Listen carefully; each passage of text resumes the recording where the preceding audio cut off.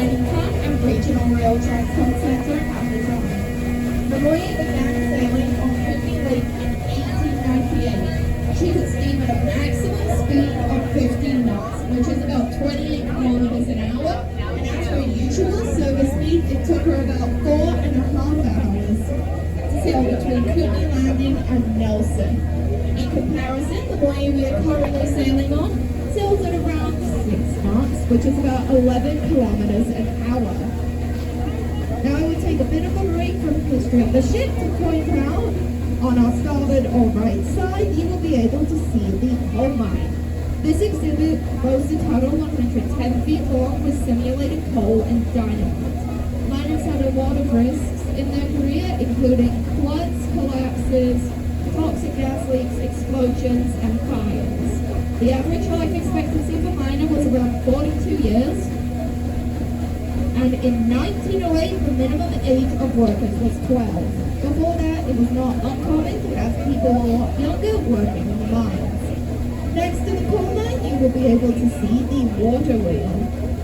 This water wheel was for the Mucho Oro gold mine and acted as a battery for the mine as well as a pulley system. The name of the mine, Mucho Oro, means lots of gold in Spanish. The original gold mine was in Barkerville, BC, which was a boom town that quickly turned into a ghost town. Fortunately for us, Barkerville is much like Heritage Park and operates as a living history museum during the summer. On our starboard or right side, you will be able to see a tall wooden structure. This is the Dingman No. 1 Discovery Well. The original was built after amateur geologist William Stewart Heron discovered oil seeping out of the ground in 1911. He hired Dwayne Dingman to construct the rig, and it struck oil in 1914. This caused the first oil boom in Alberta and launched the Canadian Petroleum Products, or CPP. Heritage Park constructed the first replica in 1965 using recycled components from an abandoned oil rig from BC's Flathead Valley. The current replica was constructed in 2019 and used recycled iron components from the first replica. Now back to the history of the ship. So in 1906, the route that the Moyie was doing, the route between Kootenay Landing and Nelson, was taken over by a larger and faster ship, the SS Kuskonak. As a result of this, the Moyie was relegated to serve the towns and communities on the lake that didn't have a proper dock, as well as doing various other jobs around the lake as necessary. The Moyie was a great choice for the towns and communities without a proper dock, as being a sternwheeler, she could just run herself aground and then safely back herself up. After the construction of highways and paved roads throughout the interior of British Columbia during the 1950s, the need for the Moyie was no longer there, so in 1957, after 59 years of service, North America's then oldest operating sternwheeler was retired and sold to the city of Caslow, BC. She was sold for $1 whole Canadian dollar.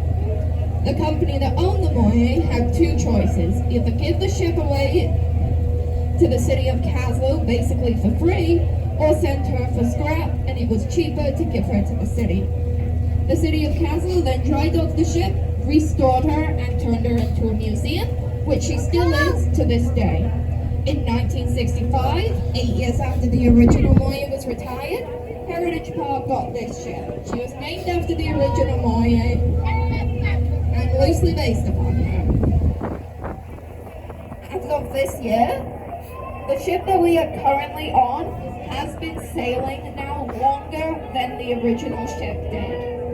Now if you look on the port or left side, you will be able to see a blue building.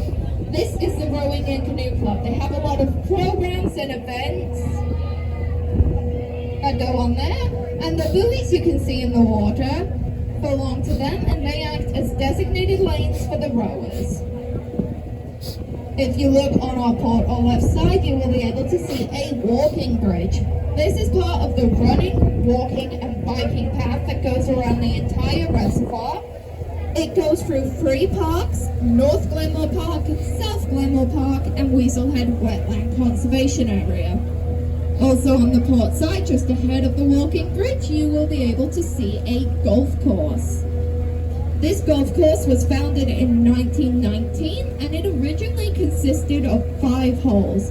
During the late 1920s, the course expanded to a full 18 holes and was relocated to its current position. You can actually see holes number 8 and 11 from the reservoir. The part of the Elbow Valley that is now the Glenmore Reservoir was formerly used for farming and at one point was homesteaded by Sam Livingston. Sam Livingston was an early pioneer to the Calgary area that immigrated from Ireland. His house has actually been relocated into Heritage Park and you can visit it if you would like. But this area that is now the Glenmore Reservoir did used to be a place where people lived. Ahead of us, you will be able to see the Glenmore Trail overpass. It is a bit towards the port or left side. This is where a lot of traffic crosses the reservoir.